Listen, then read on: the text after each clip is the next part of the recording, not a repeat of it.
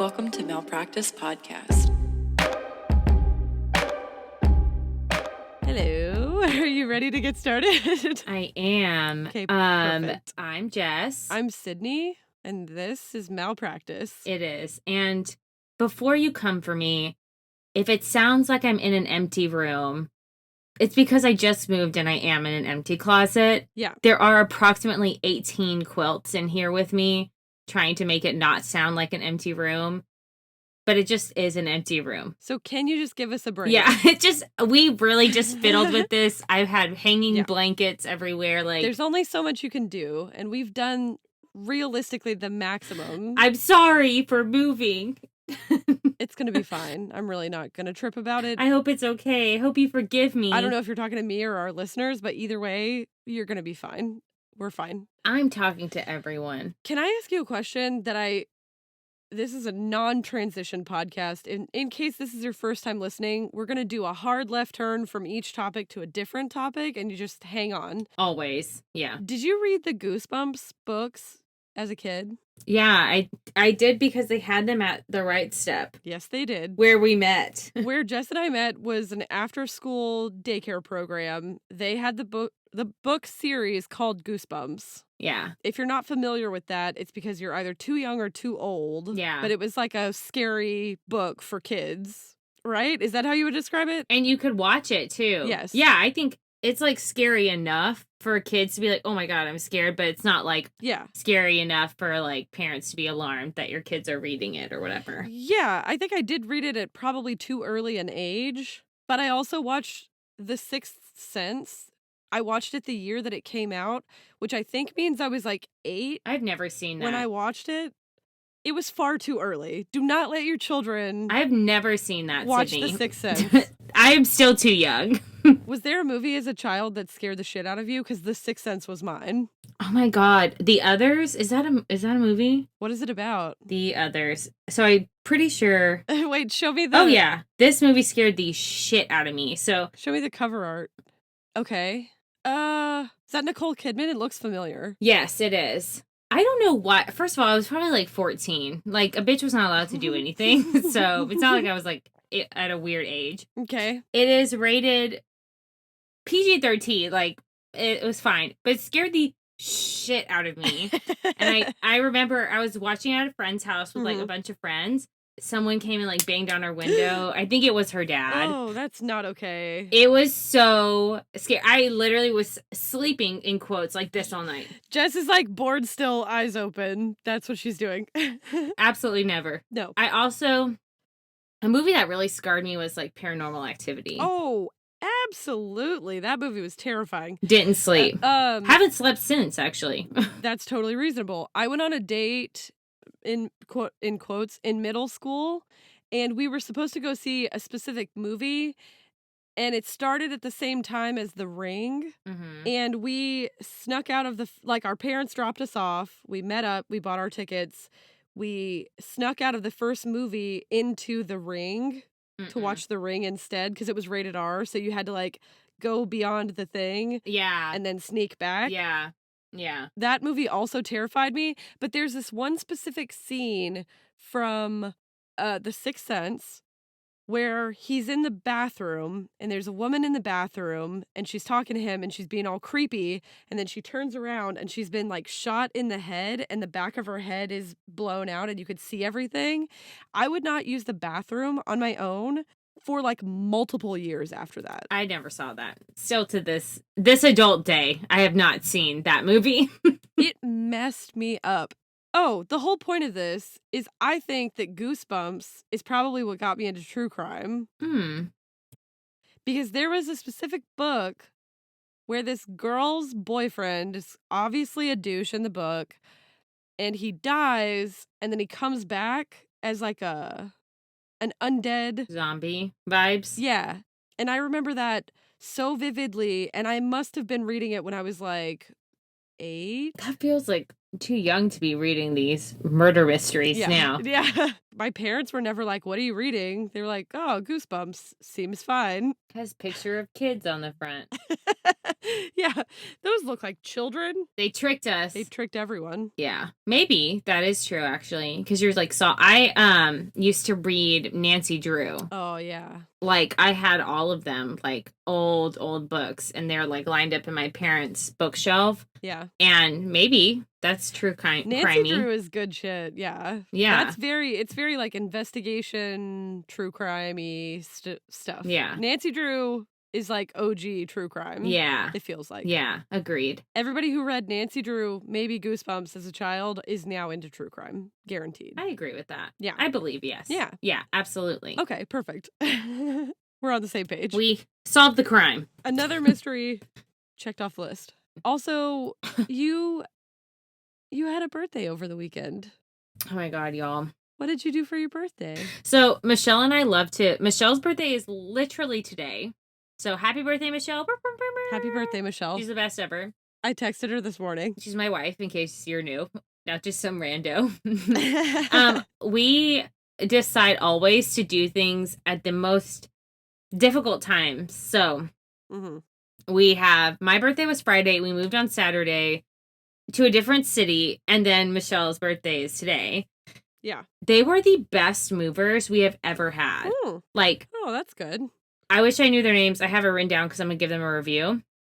Literally the kindest movers. They took such good care of our stuff. We had probably a too small U-Haul for what we should have gotten. And they packed that shit so tight. Yeah. Like, they got everything we needed them to get. I just thought about this when you were saying they packed your too small U-Haul. Moo-Haul. That's what I just said. Mm-hmm. That's how I am. When they packed your U-Haul, I thought about how good those people must be at Tetris. I deadass saw when we picked up the U-Haul, I was like, no fucking way. You were like, whoa. They were the best movers, I swear to God, I've ever had. I'm glad that went well. And I've had some movers. I've had some movers that were terrible. Oh, really? Yeah, dude. I had a mover. This is so creepy. This is probably... Are you true criming yourself? Yes, I'm true criming myself. This is like a trigger warning for if you don't like to hear stories about people being creeped on, because this is the worst thing. I had these guys from a moving company that moved our boxes, not into this house, but into our apartment that we had before this house. And I was like stretching up like this with my arms over my head to put a box up on top of the refrigerator or something like that, right? To get it out of the way. Like a kitchen box was going up on the fridge. I turned around and one of the movers is standing in my apartment alone with me, has his phone out and took a picture of me. Oh my God, I remember this. Like I heard the camera noise go click as like he had the sound effects on. So I heard the camera make a sound. Yeah, I remember you telling me this. And I was like, did you just take a picture of me? And he was like, yeah, I wanted to get a picture together. And then he like went like this to take a selfie with me. And I was like, whoa, no. So in the picture, I'm sure. You're like, whoa. My eyebrows are like this and my hands are up like, don't take my picture. And he was like, oh, sorry if that was weird. And I was like, it was extremely weird. It was the most weird thing you've ever done in your entire life. It was the creepiest thing that anyone's ever done to me. And that's like saying a lot. That is scary. Yeah. It made me really anxious. It made me so anxious that the next time we moved, we didn't hire movers. And that was the biggest mistake of my entire life. I fucking remember. I know exactly what they're talking about because we talked about this immediately after it happened. Yeah. You have to hire movers. You just have to make sure they're not creeps. How do you make sure they're not creeps before they're like in your house? You can't. I don't know. You can't. It scarred me. Do they have to be women? Do they have any women movers? It's a market. We need to break into that. That is a market. Lesbians who move. I don't know. Oh my God. It makes so much sense. Lesbians U-Haul all the time. I would hire them. They're not going to take a creepy picture of me in my house like that stranger did. Yeah. Probably. I mean, yeah, lesbians can... Everyone can be a creep. Let's be clear. Creepiness doesn't have a gender. No. But or it does sexual have a orientation. gender. Creepiness does, in my experience, have a preferred gender. Yeah. No, same. It tends to come from one direction more than the other. That's just my experience. Same. Maybe it's not everyone's. Same. It's mine too. Also, what is the vibe? Like, what are you looking for when you catcall a woman, like, out of your car? Yeah, what you're looking for, if you do it to me, you're looking for a swift curse out. I'm going to curse you. I'm going to scream profanities at you. I think that my tendency is to try and be really scary as well. Oh, I scream at people. If somebody slows down in their car, because every now and then this will happen. I live on like a semi-busy street, so I'll be out in my front yard working. And every now and then someone will slow down and they'll like say something to me as they go past. And normally my reaction is like a swift middle finger. Yeah. And Eric was like, "You're going to get murdered. Stop flipping people off." That's how I feel. It's my immediate reaction is like middle finger straight in the air, both of them usually. Depending on how bad it is, I'll go one or two. So I was walking Corey. This is just an example. Do it. In Austin. And someone slowed down and was like, this guy leaned out of his car window and I was like, "Hey, something blah, blah, blah." And I literally turned and I said, "How about fuck you?" That's what I said. And he was like, "What?" And I was like, "How about?" I was like screaming at him and then he just drove away. That's reasonable. He could have been asking me for directions. I didn't even hear it. Now that I think about it, I didn't hear it. But you know what? Oh, well, sorry about you. It's not appropriate, and I don't care. Yeah, don't approach anyone. One time, I was walking with my parents at the rodeo. Oh, I love this story. And I love this story. Wait, I love this story so much. It's my favorite fucking story in life. And I had a corn dog, like one of those huge fair-style corn dogs. Yeah. And I, like, bent my head over to take a giant bite of a corn dog, as one does. How do you eat a corn dog, right? And this guy is walking past me, and I'm with my parents, and this man has the audacity to go, "Hey, girl, I like how you eat that corn dog." And I said, "Why don't you suck my dick?" And I said it with the straightest possible face, and my dad just looked at me, and he was like, "Okay, then." And you could tell my dad got a little joy out of that. Your dad is the one who taught me how to open up a can of whoop ass, so he probably did like it. That's correct. He did. You want to get into this episode? Well, it's been 22 minutes of this, so I'm excited to get into our actual episode. Oh, I did want a trigger warning, people. This episode is gross to some people. So just, Yeah. If you don't like blood, it's an episode about vampires. Yeah. know that there's blood. I don't know how to tell you Yeah. this any clearer. There's blood There's here. going to be blood in an episode about vampires. So, yeah. Little bit of a spoiler. Today we're talking about medical vampirism, which is shockingly a thing. So we're going to do kind of an extensive history of vampires. We're going to talk about medical vampirism, and then we're going to talk about some real life cases of people being vampires. Dun, dun, dun. I'm super excited. I thought this was so fun to put together. No, me too. It's very weird. Sydney, and I will shout out Sydney. Sydney did a bulk of the historical research specifically. Thank you. Because I had no internet. Because I moved like a dummy. Just moved, so thank you. I had a lot of fun putting that part specifically together because I was like, we've done witch trials, and there's going to be some parallels between the witch trials and this. But we originally got into this topic because Jess sent me a link to an article from the Washington Post, which we'll link that in our show notes, about a very interesting body that was dug up in Poland earlier this month, September 2022. And I think they actually found it in, oh my God, what? August. August comes before September. I was like, what month is before this one? Months are hard, dude.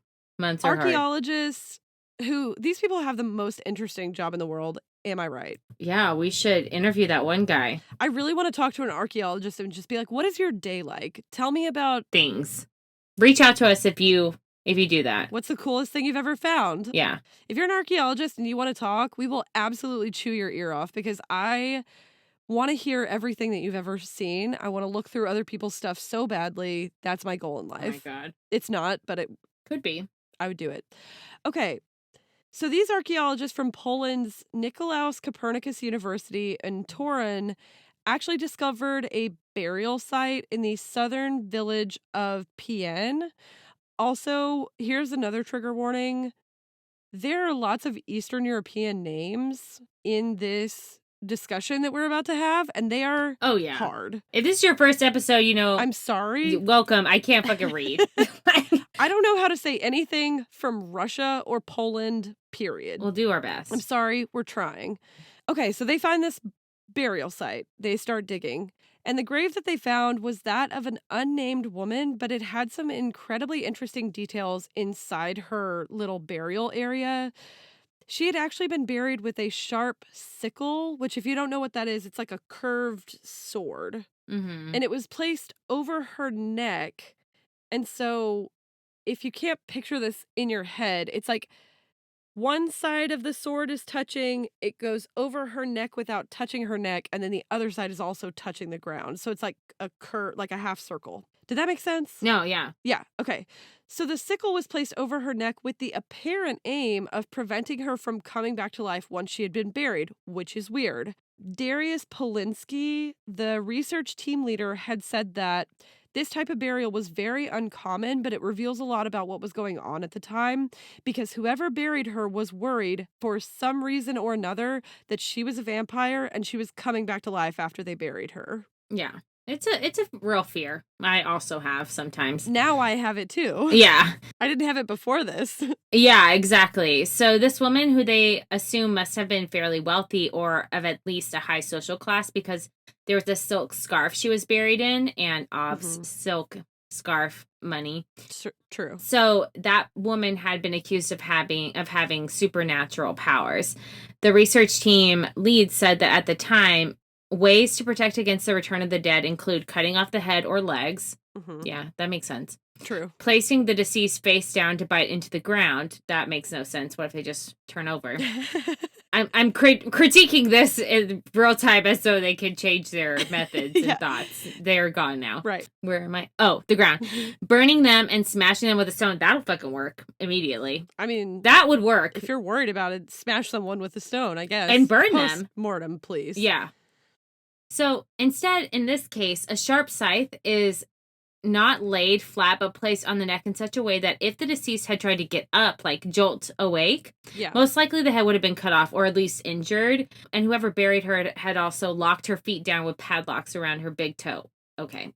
I mean, clearly they just wanted to keep her exactly where she was. Yeah, you're not going anywhere if your toes are locked down. You cannot walk with toes connected. It's like you can't. like a Chinese finger trap on her toes. You just can't. Here's my question. Why the toes and why not the ankles? Yeah, why not the whole... Well, maybe because... Well, it was her big toes, right? Yeah. If you rip those off, I don't think you have good balance. Oh, strategic. Okay. Yeah. So not only does this reveal that this particular woman may have been an outsider, because why else? Like, they didn't do this to everybody, right? The burial was abnormal. The research team also noticed that she had one particularly large protruding tooth. Protruding tooth? That's really hard to say. Thank you.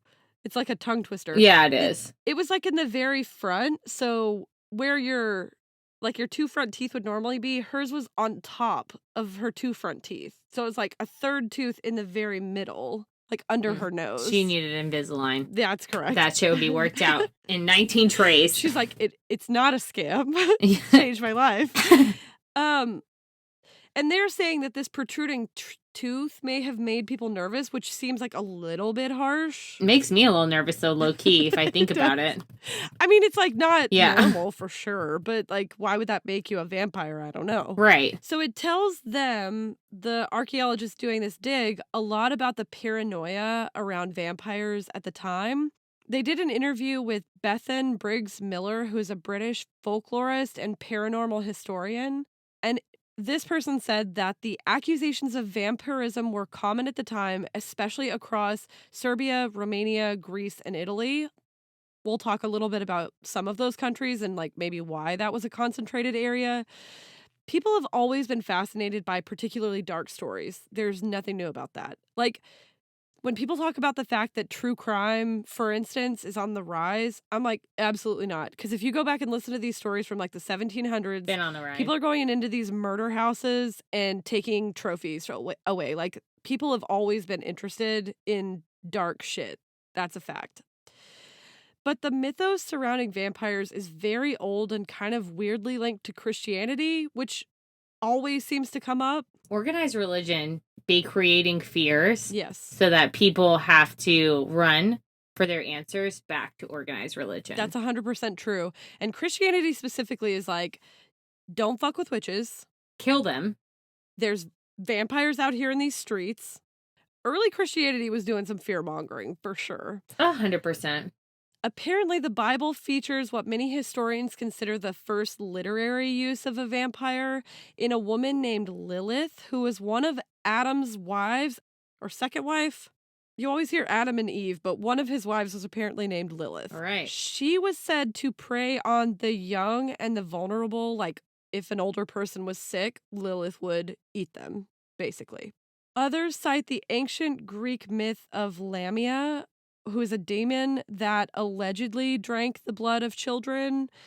These stories are somewhat common in historical texts, and they obviously have some features in common. So most of them are undead, like they used to be people, and now they're some kind of undead demon. Most of them have some sinister use for blood, so whether they're eating living people, drinking their blood, whatever, they're doing something gross with blood that like sustains them. And in most cases, vampirism is considered to be contagious in these like early religious texts. I just like appreciate you bringing up the way that the church brought fear into everyone's life constantly to hold them accountable. And they definitely did. Yeah. I mean, that's just a fact. This came from religious texts. You could still go read it now. Like, it's still in the Bible as we speak. Yeah. But there are also older, like, Dead Sea Scrolls and things like that that are canon to religious texts that don't necessarily shy away from scaring the shit out of people. Right. In modern times, there's also stuff like they can't see their reflection. They don't like crucifixes, which again makes sense with that whole religious tie-in. Oh yeah, then they don't like garlic, which couldn't be me. So don't accuse me of shit, because I love garlic. Let me ask you this about garlic. If a recipe that you're doing says put 1 clove of garlic in, how much garlic do you put in? I put like 3 heaping spoonfuls of garlic. So I was in a cooking class, and the chef was like, I didn't put a number on the amount of garlic that you should have, because it's not my business to tell you how much to love yourself. You cannot have too much garlic. She said garlic and butter. You put as much in as you feel like you need. I mean, garlic is really just a vibe. Yeah. Like, yeah. You just put as much garlic in as you feel like. That's what I do. So pretty similar to what we expect in vampire stories today. Like, basically always former humans who are now undead and drink blood. Yeah. Researchers also believe that some of these fears originally came from a misunderstanding of how human bodies decompose. So we've talked about this before, but as your skin dries while you decompose, it pulls back from your nail beds and away from your face, making it look like your teeth and nails have been growing. Mm-hmm. That is terrifying. So you're dead, but that will look like that. Yeah. These suspicions and accusations also seem to track closely with the spread of certain diseases. So before people understood how disease spreads, it makes sense that they would want to feel some sort of control over the situation. Mm-hmm. All they knew is that friends and relatives were dying and their communities were being like ravaged, basically. So it's not uncommon to find like a scapegoat to blame for the devastation. And, you know, again, if you're going to the church, they might be like, there's witches here, or there's like vampires, and you're like, oh my God. Right. That's a terrifying news. That's correct. Because they don't understand the germ theory either. The church doesn't. No. So burying the victims of these accusations in ways that kept them from leaving the grave basically just made people feel more secure in a very uncertain time, even though like they're alive in the 1700s and you should be scared anyway. Apparently, while the plague was killing 1 out of 3 people across cities like Venice in the 16th century, it wasn't uncommon for people affected by the plague to bleed from their mouths, leading frantic townspeople to believe that they may be participating in vampiric rituals. Because of this, it became common to bury people with a stone or brick in their mouths to keep them from becoming strega, the Italian word for vampire. I don't know what kind of stone you think is going to prevent that, but like, you know. Because also, Shout out If they to can the attempt. wake up from the grave and hunt you, can't they also just take the brick out of their mouth? Spit the brick out of their mouth? Yeah. Yeah, I mean, what do I know? Also, Italian vampires are giving, like, Twilight vibes. Did you ever read those in high school? Fuck yeah, I read them and I watched the movies. And you know what? Yeah, same. Every time I feel a little bit, like, under the weather, you know what I do? Watch Twilight? Yeah. Do you really? I didn't know that. Yeah. That's so funny. I like I was Twilight. very into them in high school. I'm not going to lie to you. I like the movies and I like the books. Now, let me tell you something. Do it. I'm not saying that the movies are like cinematic gold. That's not what I'm saying. They're not, but yeah. But it's fun to watch because you don't give a shit and you know what's going to happen. And Yeah. I love to know what's going to happen. You do. And it's just like cash. Like, it's just cash thing to do. It's a casual thing to watch. I respect it. Yeah. It's nostalgia. I actually think I borrowed your book in high school. You did? I think so. My books are, like, worn out, and you can tell how many times I read them. It's a little embarrassing. No, I think I borrowed yours because I wanted to read them, obviously. That's so funny. And those were fucking good. Those shits were... You could decide everything you needed to know about someone, whether they were Team Edward or Team Jacob, I feel. And it's Jacob all the way. Yeah, absolutely. Are you joking? It's Jacob all the way. Everyone is wrong. Edward I'm like, is how do I tell wrong. you that you're being indoctrinated by someone who is a creepy guy? Yeah. And that's on period. What do I know? Yeah, that's Twilight. Okay. One of the other things that we can learn about these old vampire tales and creepy burial rituals is actually a lot about gender politics at the time. Just two of my favorite things put together. Vampires and gender politics? I was just going to say gender and politics, but sure, we can throw vampires in there for the topic. Why not? The earliest known vampire tales were from Mesopotamia, which is the cradle of life where some of the first civilizations arose. And those vampires at the time were demon goddesses, and one of them was called Lamashtu. I know. You're doing like a dance. demon goddess dance. Yeah. Love that. Lamashtu. That's a name. I like that. This goddess was super angry and generally uncool. Her jam was like stealing babies from mothers while they breastfed, sucking their blood. That is fucked, ma'am. Yikes. Lamashtu. It ain't good. Don't do that. It's not nice. She also was the one they blamed for disease and death. So again, you have that tie between disease and vampires coming up. Basically, anytime they didn't understand why something was happening, they were like, what if it's vampires? They have to say it's something. Right. Something that's coming, that's non-biblical, or that's biblical, but in the bad way. Yes, 100%. And some individual is like, don't worry, guys, I got this. It's vampires. Yeah. Because somebody has to understand what's going on, so they feel like they have control over the situation, for sure. Yeah. If you can make vampires the scapegoat, it wasn't high risk, because typically you would accuse somebody of being a vampire after they died. Right. So you'd be like, I'm pretty sure that person was a vampire after they died. We better put a rock in their mouth. do this weird stuff to their body. Put a rock in their mouth. Yeah. But it was like very low risk in terms of like accusing somebody of being a witch is like you're going to burn their ass at the stake. That is so fucked. Versus this is like, I don't know, we just put a rock in their mouth. Like, I don't care. Yeah. If I'm dead and you feel like I'm a vampire, just put a rock in my mouth. Like, I don't know why that would work. I've already discussed with you what's going to happen to you when you die, so we don't need to pretend like there's going to be any rocks it's gonna involved. Be a Weekend at Bernie's situation. Am I wrong? 100%. Okay, so back to our 17th century vampire lady's body. Maybe vampire, I should say allegedly.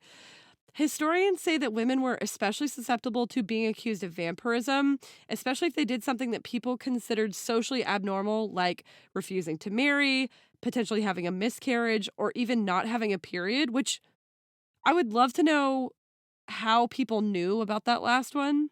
I bet it was family members turning on you. Bitches.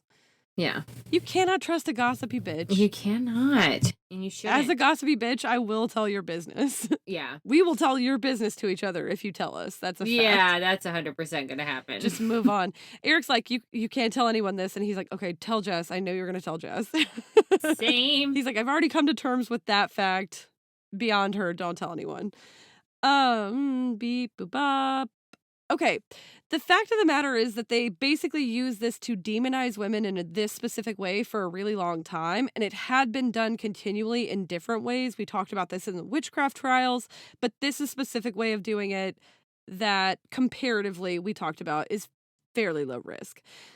But if you lost a child, especially to something like SIDS, which is sudden infant death syndrome, which is still poorly understood, if it happened to you back in the day, you better get ready because they're either going to blame an angry goddess or they're coming for you and they're going to say that you're a vampire. You can blame an angry goddess because why would someone... Also, people are going to be grieving and then like whisper, I think she's a vampire. That's so shitty. So anyone who didn't follow a typical gender norm situation at the time, which historically extends to Lilith, who you mentioned earlier in Mesopotamian and Judaic mythology, she refused to obey Adam, which I would too if I was one of a million wives. Get the fuck out of my face. And was punished by being banished from the Garden of Eden. She basically goes on in different texts to live in exile as a wild woman living out in the desert, doing whatever she wants, including being a kind of temptress, who they describe as being fiery and untamed in historical texts like the Dead Sea Scrolls. To which I say, Lilith, you do you. They basically use Lilith as a warning tale, like obey your husband or this is what happens. But if I may, she sounds fun. Yeah, sounds super fun. I mean, other than the whole eating children thing. I think they made that up so that people were like, look how evil she is. Right. She's a vibe. Well, obviously, I don't think she was eating children. Right. Wait. It's like... She's not having it from the patriarchy. She's not having it from her husband.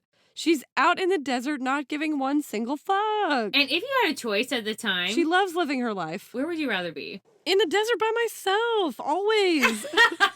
That's where I'd rather be right now. The face you just made. No, I wouldn't. No, you wouldn't. That's wild. You stop it right now. It sounds fun. You are staying here. Especially if you hear why her husband was mad. Oh, comparatively. Okay. The text that I read said that he was mad because during their sexy times, she did not think she had to be under him. So not only was he lame, which is like outside of bed, but he's also not a good time in bed. Right. Like, I don't know if she just wanted to be on top and he was like, no, that's not okay.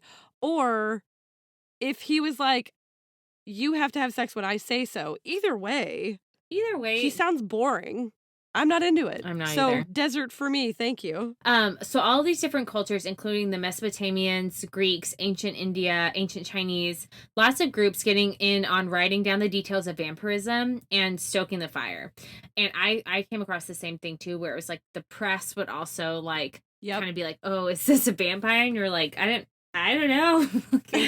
Right. It's all about people basically getting punished for something they did during their lives. They're usually undead and sucking blood, right? Yeah. Then all the stories get passed on and changed. It's like a game of telephone through trade occurring via the Silk Road, which was my favorite lesson to teach when I taught world history. The Silk Road is so interesting. It's so cool. Yeah. Yeah. Eastern Europe becomes a huge focus of vampire history because of stories like the one of Vlad the Impaler or Vlad Dracula, right? Dracul. I think it's just Dracul. From Transylvania, Romania. Yeah. His name, Dracul, not Dracula. Yeah. Probably the basis of Bram Stoker's Count Dracula. Okay, here we go.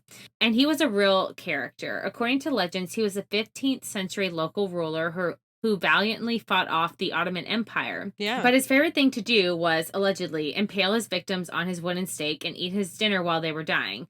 Even going so far as to dip his bread into their blood. It's nasty. I have to tell you that. That is not something you should be doing. It's not good.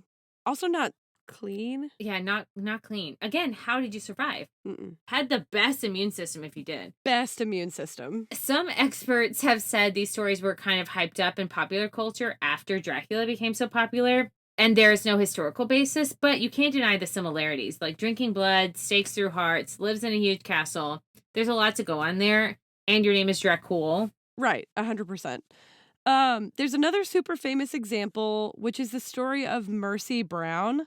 Of course, the early settlers of Rhode Island, like the annoying little sister that they basically were, have to do everything that Europe does, including having a vampire panic. So Mercy is a young woman living on her father's farm in Exeter, Rhode Island. She's 19 when she suddenly comes down with horrible fits of coughing, which at the time they called consumption.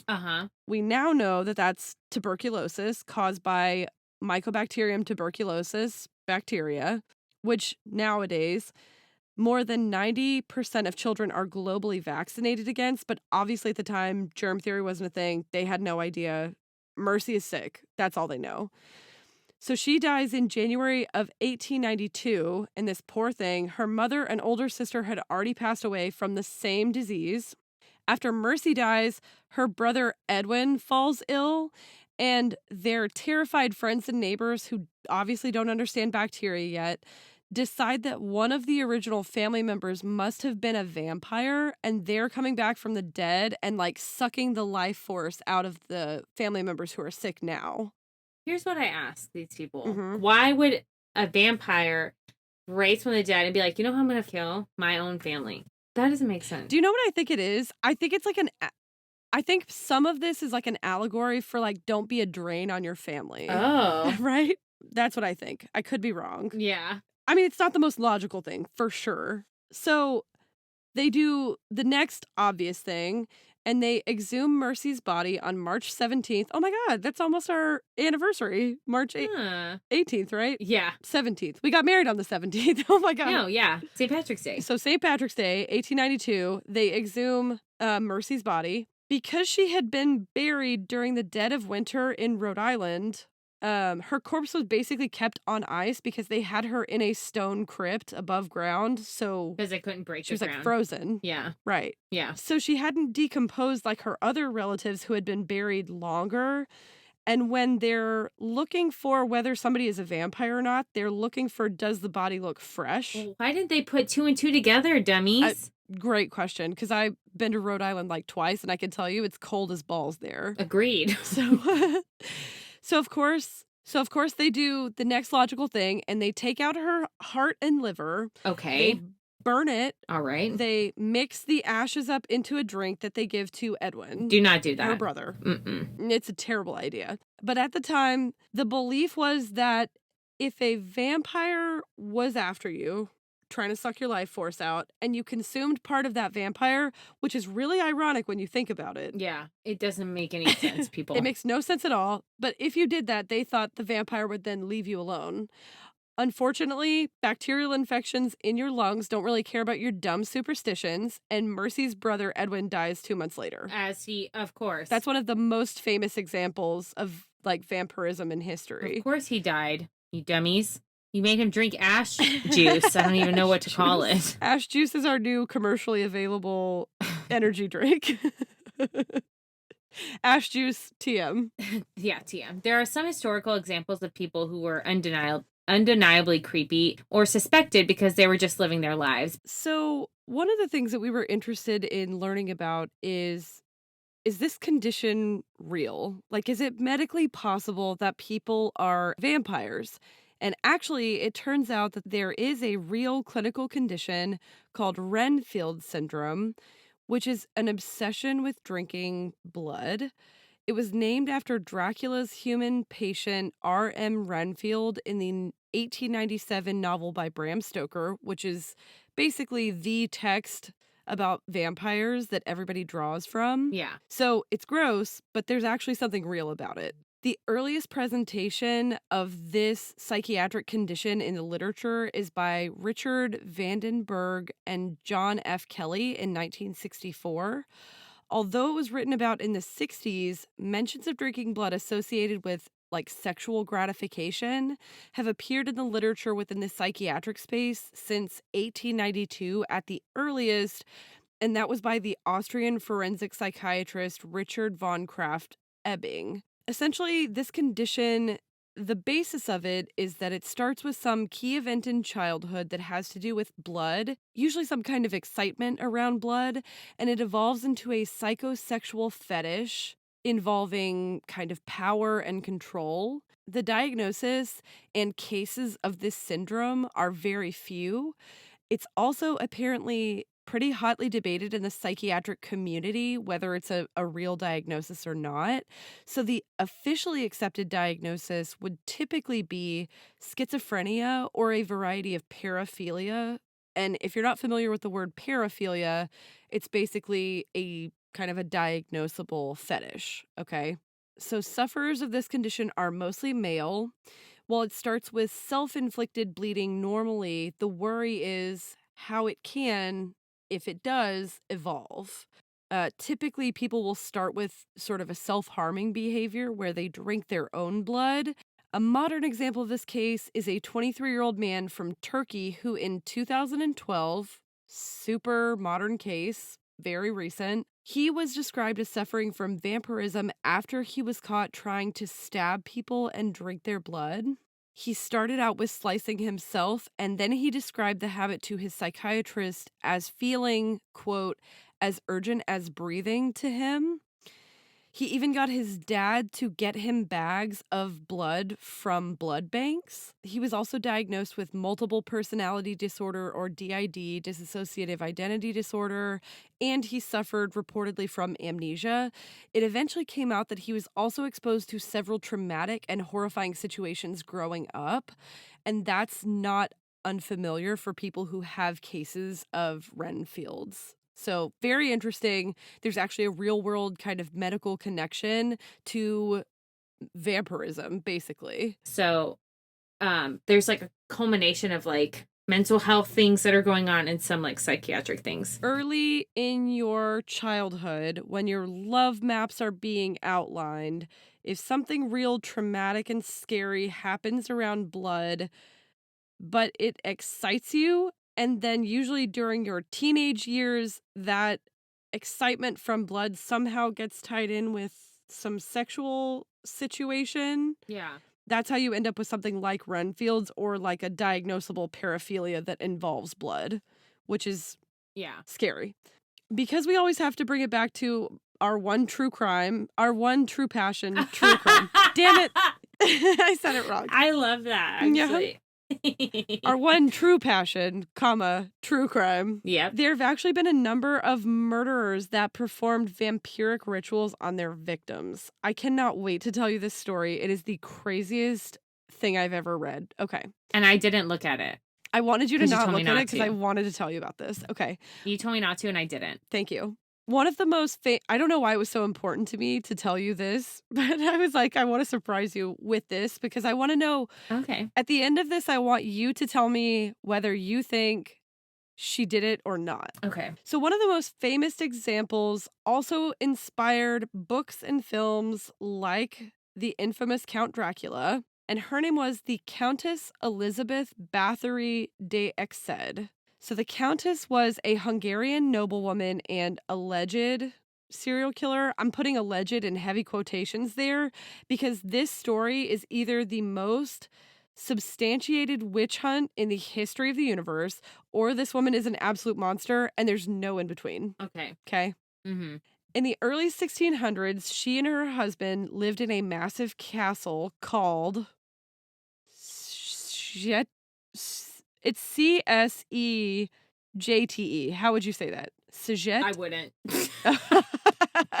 I would say they lived in this castle. They lived in this castle. It's nestled in the foothills of the Carpathian Mountains. I looked it up. It's really pretty. You can actually still go visit the ruins of this castle today. Let's go. Absolutely do not do that. Record there. No. By yourself. I'll record from the castle, you record from your empty room, and it'll both be echoey. Perfect. During this time, rumors start spreading that local women are going missing. Now, this is the 1600s. There's a war going on, again, against the Ottoman Empire. It's generally kind of hard to exist because of the time period. So no one is paying a ton of attention to the fact that a couple women have gone missing, partially because the women who have gone missing so far are commoners. And everyone is like, well, that sucks, but what can you really do about it? That would be my attitude to many things at that time period. They're missing. What are you going to do, right? What are you going to do? Not me. What is anyone going to do when in the middle of a war? Also, most of the people going missing are young women, usually servants. I'm sure their families were not like this, but the police and the general public are like, well, they probably ran away to look for something that sucks less than this, because this sucks. Yeah, sounds like it sucks. Right. But at this point, rumors start to spread that at least 3 of those women who have gone missing had been maids or servants at the castle where the Countess lives. And then girls start to go missing who were sent to Elizabeth's castle to learn manners and etiquette. So what's different is that now the girls who are starting to go missing are from higher status families because they're going there to learn about, to raise their social standing, basically. It's like a different caliber, social caliber of. Exactly. 100%. So they're not as high status as the Countess, but like lesser nobility for sure. Additionally, some of the people who worked inside the house began talking about what the conditions were like and potentially spreading rumors that the Countess liked to, there's no real way to sugarcoat this, so I'm just going to say torture her servants and the young women that had been like placed in her care. This is like, what is that show? Let me see. Oh, American Horror Story. Oh, I haven't seen it yet. Are you serious? Everybody, you haven't watched The Coven? Yes, I know. No, everybody says I should watch it. Sydney. I know. So there's a woman, it's based in, I believe, New Orleans, but there's a woman who is accused, she's a witch, I think, of doing this exact stuff that you're describing. Oh, interesting. Okay, I'm definitely going to watch it. I wonder if it's based on this. It probably, when I get into the details, you can tell me, but I bet it is. Okay. So when all of this started, Elizabeth's husband was away for long periods of time because he was a commander in the Hungarian army. But in 1604, he came home and soon after passed away from some unknown illness. Apparently, she was very into her husband. So after his death, the way that she treated her staff became so vicious that it was impossible to ignore the rumors about the kinds of things that she was doing to these people. So these rumors eventually get back to the king, whose name is King Matthias II. And he decides it's finally time to go check the shit out. I don't know how many women deep we are in at this point are assumed missing and murdered, but it's a lot. I think the number was close to 80 at this point. Jesus H. Right. All right. Yes, those are the kind of numbers we're talking about. It's time.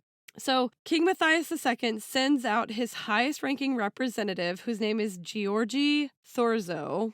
That pronunciation was, I'm pretty impressed. Chef's kiss.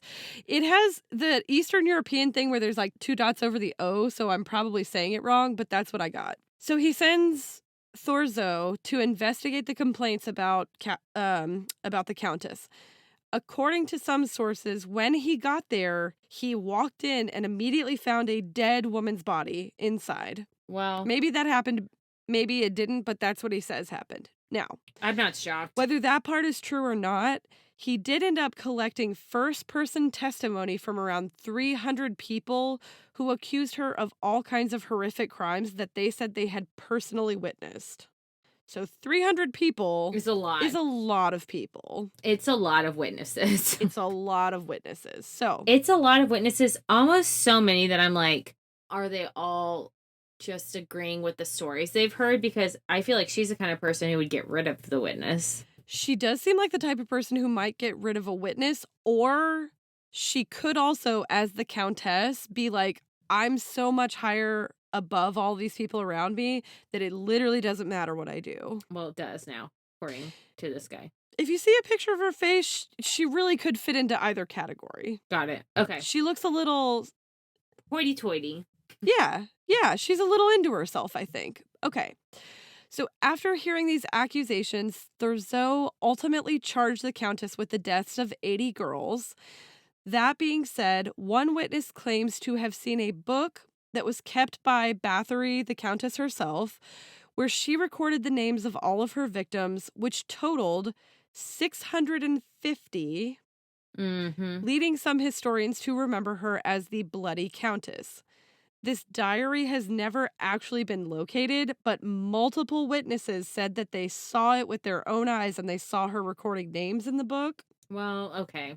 Now, what I will say is a different witness said he personally saw her have sex with the devil. Yeah.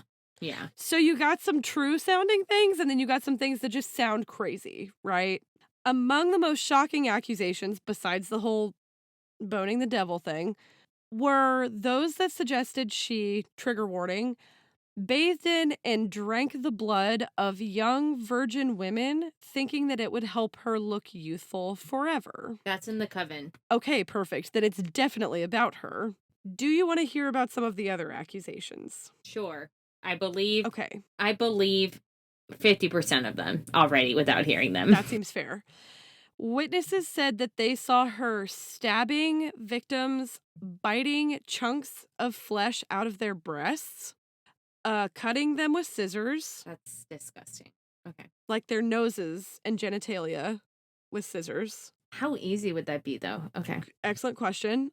Burning them with red hot irons. Okay. Yes, I believe that. Beating them, starving them, making them very cold. Those are all like standards if you're going to torture people, right? Making them cold seems on the low end. This is a special one that I feel like is so specific that it kind of has to have happened.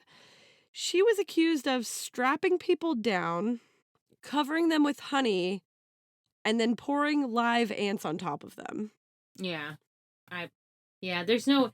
I believe she did that stuff. Like, that's a real specific thing to make up, right? Yeah. Okay. Sex with the devil is predictable. Honey and ants is not predictable. That's not predictable. That's a great point. I'm serious. Like, if at the time period you're going to be accused of something, you're probably going to be accused of something with the devil. Oh my God, it's the devil. But ants and honey? It's so specific. Nah. It's a specific variation of evil. Okay. And for those of you who are like, sex with the devil is specific, no, it isn't. No. No, it it's isn't. not. It's literally, Is it a man with it's pointy not. red horns? What does the Right. devil look like? It's not. Go fuck yourself. Okay. Thank you. After all of this came out, some people implicated 4 of her staff. So these were her alleged accomplices. Excuse me. Oh my God, I just burped so loud. Did you hear it? I couldn't hear you Okay, good. at all. Okay. After her 4 accomplices are implicated in her crimes, who are also staff at the castle, those 4 women are burned alive at the stake. That feels... I don't like the way that people used to die. I mean, just stop burning people alive. It's like the worst possible thing.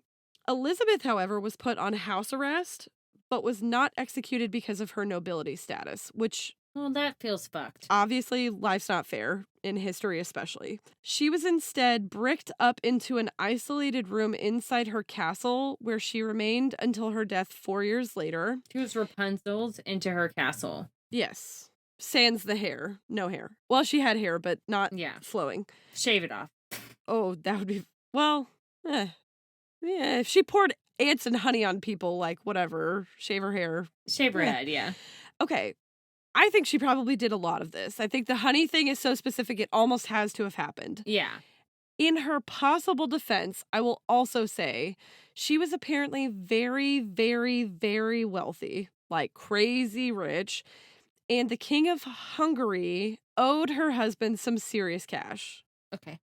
Like, he had taken out a loan from Mr. Countess. Oh, okay. That meant he owed her a shitload of money, and then the husband dies, and she's like, "Where's my money, bitch?" Right, to the king. Got it. Okay. So, discrediting her publicly the way that they did would have made it possible for them to seize her assets and make their huge castle property of the monarchy. So it could possibly have been a political hit job. Based on the evidence that exists, it is apparently very hard. Like, historians still fight about this. It's very hard to tell whether she was an independent woman who was a bit of a dick to her servants. Like, that part is undisputable. She was a dick to her servants. 300 people testified. Like, she was a sadist for sure. Yeah. And so either she was a little bit of a dick that was an independent woman that was assassinated for her copious amounts of money. Yeah. Or she was a real-ass vampire who preyed on young women and was possibly the most prolific serial killer of all time. If she had 650 victims, maybe the most prolific serial killer of all time, period. Either way, very interesting story. I think half of the accusations are true. They have to be, right? I think the torture is what's true. Like, I think she tortured people. I think she definitely tortured people. It would not surprise me if she murdered people based on she was like cutting off genitalia. Yeah. If that escalates, it almost has to go into murder. Oh, yeah. How else do you escalate? Like, where do you go from... I don't know that she was biting chunks of flesh. Like, I don't know how easy that is. Like, you know what I mean? I don't know either. Like, if you wanted to bite a chunk out of a boob, how hard would that be? I don't like thinking about it. I do think she was, like, obsessed with... She clearly had an issue with women, potentially a mommy issue. I don't want to talk about it, but she was, like, specifically seeking out young women who were virgins, maybe or maybe not bathing in their blood, who knows for sure, and biting their boobs off, if all of the accusations are true. I think that yes to bathing in their blood, no to biting their boobs off. I mean, once you're bathing in their blood, like how much of a step? But I think she's bathing in their blood because she thinks it's going to keep her young. I think she does too. Like I'll show you a picture of her, but she looks like the type that would be like very interested in staying hot. She was hot. Oh. I ain't gonna lie. Okay. Wait, so do you think she did it or not? I think she did half of the thing. Okay. That seems really fair. I think she did everything that's torture-y. I don't know. I mean, she did something. She was an asshole. She's a sadist for sure. There's no... Yeah. I feel like you can't get around the sadist part. Well, thank you for sharing that creepy story with me, and now you have to watch The Coven. I will. Did you like it? Are you glad I made you not read it? It was the only... Yeah, I think it's really interesting. Okay. Yeah. So we had another whole thing about a very specific serial killer vampire creep. And we're going to save it. Yeah. Because right now we're at an hour and 15 minutes in this recording. It'll cut down, but... Yeah. We've done a lot of vampire talk. We'll talk about him later. He's a creep. We'll do a separate episode on Peter Curtin. Got anything else? No. Okay, perfect. That's what we know about vampires. Yeah. Well, thank you so much for listening, Sydney. Thank you again for the incredible work you did on this episode. No problem. And for sharing that creepy Countess with me. If you have a recommendation, send it to our DM, Malpractice Podcast on Instagram or malpracticepodcast@gmail.com. We hope you like this episode. I know vampires feels like a little bit of a left turn, but we had a lot of fun putting this together. And mind your own business. Mind your business. Yeah. Don't forget to leave us a review wherever you like to listen. Like and subscribe. And we'll see you next week. Thanks for listening. And don't forget, Malpractice makes perfect. Bye. Bye-bye.